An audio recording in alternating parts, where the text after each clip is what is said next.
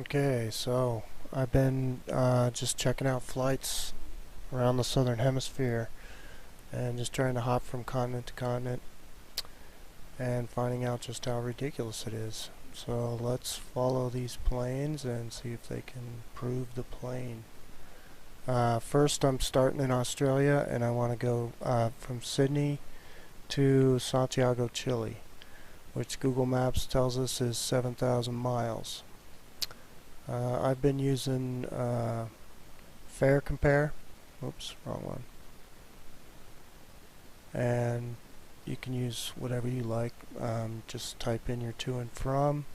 Brings up all your flights, different carriers, and all your different scenarios here. So actually it looks like a lot of flights, but there's just 6 separate flights. And out of those, there's only one non-stop, there is one stop, and then the rest are all 2s and 3 stops. So we'll check out this one, or non-stop, and it says it is a 7,000 mile flight, 12 hours and 40 minutes from Sydney to Santiago, but I don't think this flight ever takes off. It's available only Monday, Wednesday, and Saturday also, to kind of pinch you out and make you do something different. This flight to from Auckland, it says it's one flight there, and then a non-stop from Auckland. I checked those out already as well.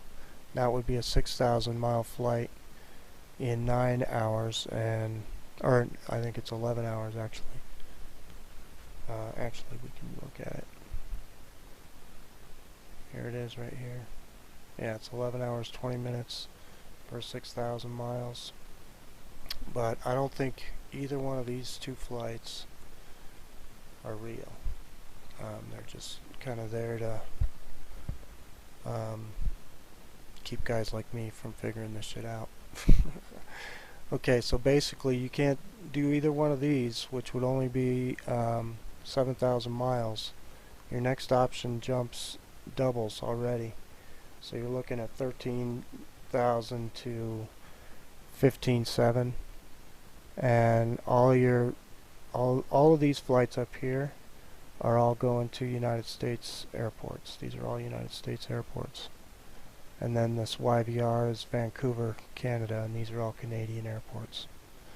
So basically, if you can't get one of these straight across flights, then your next options are either United States or Canada, which doesn't make any sense at all. And the time, holy cow, it goes from 33 hours to 55 hours, depending on what you end up with on these.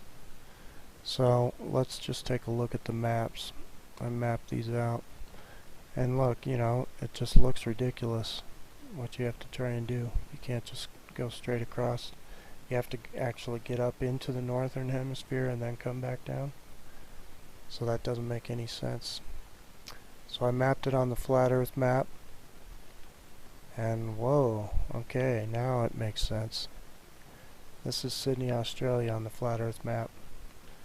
So yeah, you would want to stop at Vancouver or San Francisco or LA on your way, because it is on the way. Alright, the next one I checked out, let's see, was Johannesburg, South Africa to Perth, Australia. And I chose Perth just because it's the first city you would get to. It's a straight across shot from Johannesburg, which is right here, to Perth, which is right here. So look at all the flights that came up here, and once again we only have one non-stop, then 2 one-stops from Singapore, and then a bunch from Sydney, which are kind of strange. I'll show you that in a sec here. So let's just go to the maps. Alright, these are the routes they want you to take. There's 3 separate airports right in this little area. This is Dubai and Daho and not sure what that one is. This one's Hong Kong, this one's Singapore, and here's Perth right here. These 2 in black, this is the non-stop that they have to Perth, and this one's kind of a weird one. There's a little tiny island right here called Mauritius, and you know, it's almost, you know, a straight shot, but it's got a 20-hour layover. So I don't know how many people would actually opt for that flight, but the reason I put these in black is because I don't think they exist either. And then you got all these flights that go to Sydney, which is here.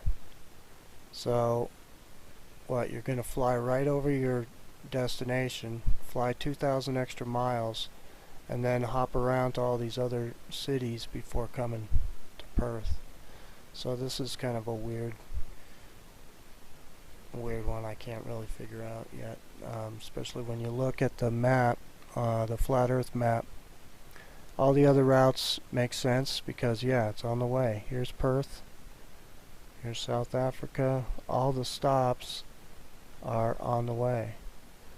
This is that Mauritius though, so yeah, I don't know, maybe.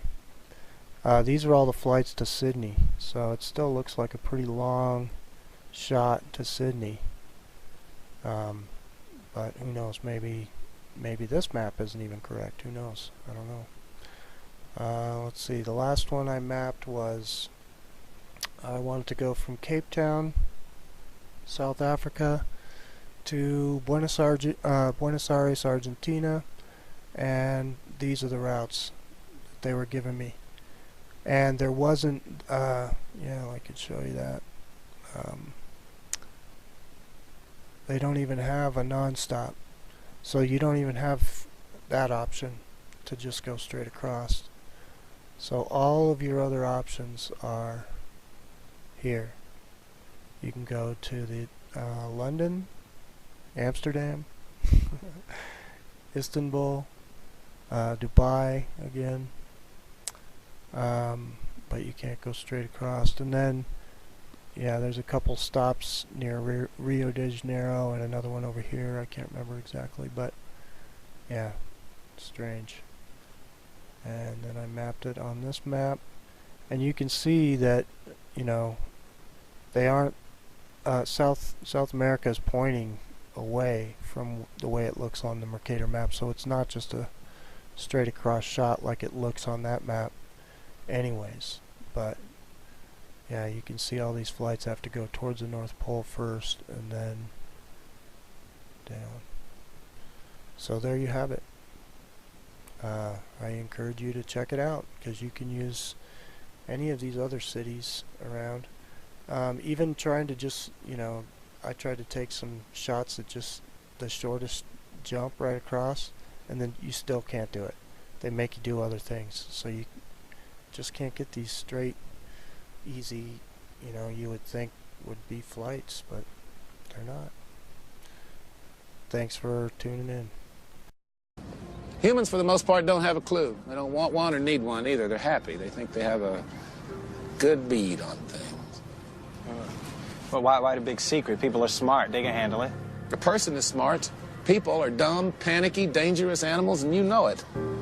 1,500 years ago, everybody knew the Earth was the center of the universe. 500 years ago, everybody knew the Earth was flat. And 15 minutes ago, you knew that people were alone on this planet. Imagine what you know tomorrow.